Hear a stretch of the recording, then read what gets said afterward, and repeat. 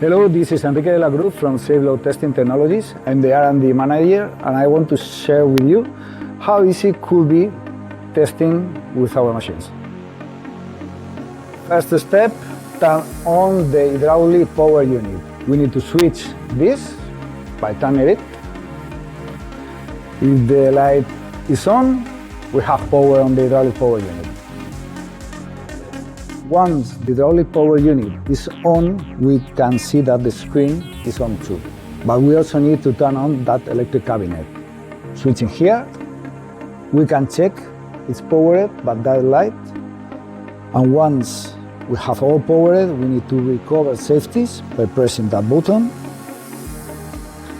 If the button remains blue, means that somewhere something is unsafety. We need to check the system. If not, we can work.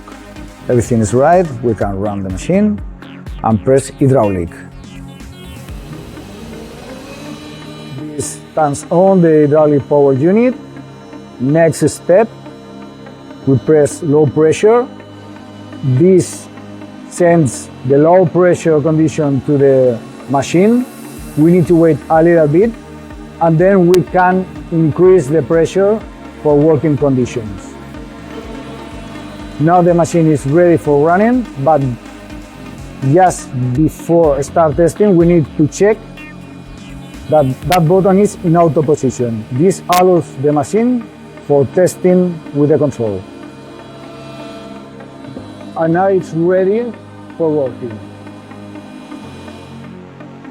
Last step.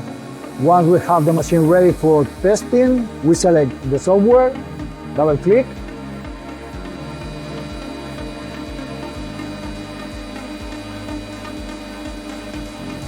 We select the test from ASTM or from ISTA, for example, that one, ISTA 1.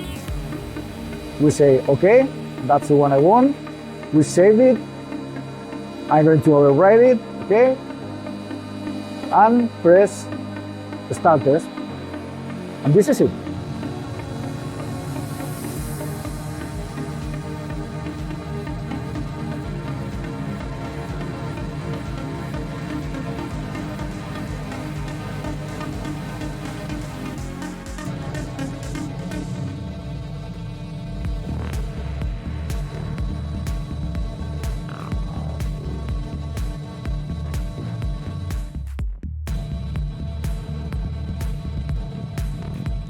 So now you know how to run a vibration test in 3 simple steps.